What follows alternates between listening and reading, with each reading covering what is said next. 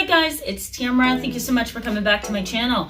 Welcome back. Today we're going to be talking about psychopathic fathers, but I'm going to highlight some ways that you can manage these individuals and all the traits that I spoke about in my video on Monday. I'm going to post it at the end of this video so that you can go back and review that video from Monday and learn about the traits that are often characteristic of psychopathic fathers, so that you can understand why we're talking about what we're talking about today. So I want to highlight a couple of things, probably 5 to 6 things that you can do to actually manage these kind of individuals and manage your own emotions and some of the things, including the trauma that you're dealing with. So thank you so much for coming back to my channel for those who are subscribed. And for those who are new, I encourage you to hit the subscribe button so you can stick around with us, grow, learn, and become more knowledgeable about yourself and other people. The benefits for you today in this video is that I'm going to highlight a couple of ways that you can not only manage yourself, but manage the situation with a psychopathic father. You can even use these tips, guys, for other relationships as well. All right, so let's just go ahead and jump in. So the first thing that I encourage you to do, if you have a psychopathic father and you've identified that they are unhealthy, that they have characteristics that, match up with the ones that I discussed on Monday, then I encourage you to find a healthy alternative. What I mean by a healthy alternative is, instead of clinging to your father and hoping for the best and minimizing his characteristics and kind of blowing up and exaggerating things that really aren't that, that significant, instead of doing that, you want to find a healthy alternative, right? Rely on a family friend who's a male. Rely on an uncle who's a loving, caring, authentic person. You want to be able to rely on, somebody like a grandfather or somebody that is close to your heart, that's a male, that's old enough to be your father. So that's a healthy alternative. Somebody who is stable and healthy and psychologically okay. You don't want to try to make your father something that is not. So find a healthy alternative. The next thing is understand and evaluate how you have been shaped by this kind of a father. When we develop over the lifespan in our lives, we are actually picking up on things as we experience them. We're picking up different thoughts and feelings and traits and, different ways that we perceive life and different ways that we flip things around in our mind.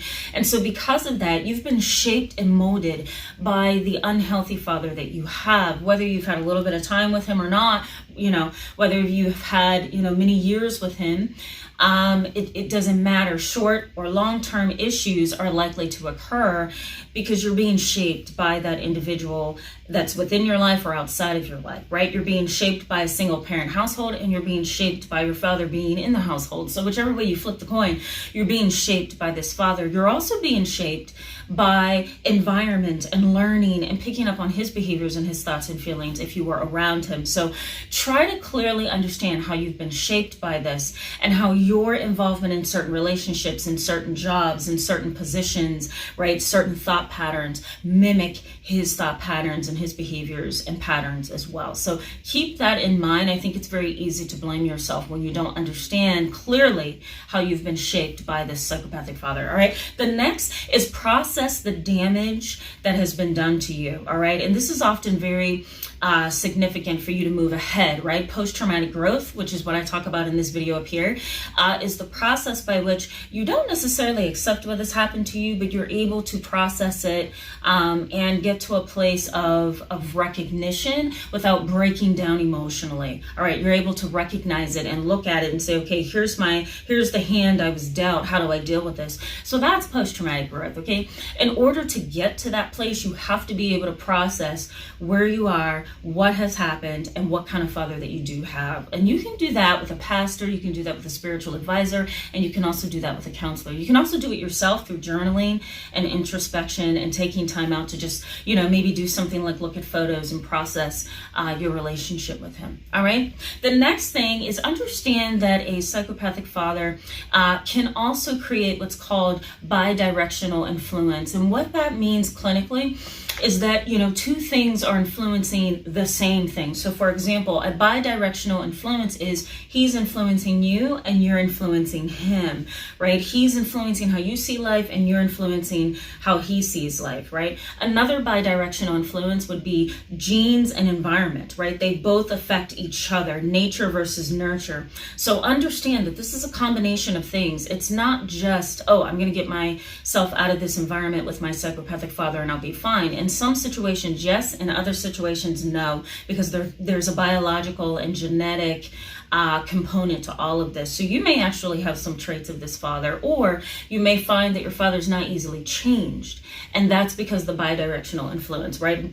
Two things are influenced at the same time. There's a reciprocal influence, all right? And last but not least, I think you need to understand that you're never going to be able to necessarily change this person, and you're not going to be able to cause them to feel any kind of punishment. And what I mean by that is individuals who are psychopathic, they're not influenced by punishment. They're also not influenced by consequences. They love the energy associated with getting over on people and manipulating them and harming them and being at the top of their game and being above you, right? Because you're unsuspecting of their behavior. So punishment is not really going to affect them. That's why the majority of psychopaths are incarcerated, because nothing causes them to stop and look at their behavior. Remember, they don't believe anything's wrong. So what you want to try to understand is that you're never going to be able to get this person back. You're never going to be able to get even, and they're never going to be influenced or impacted by punishment. On top of that, right, they're never really going to feel your pain because they're not empathetic. They don't care about you, right? There's no reciprocal emotions going on. You know, there's nothing. There's no reciprocal understanding. There's no back and forth. It's just all them.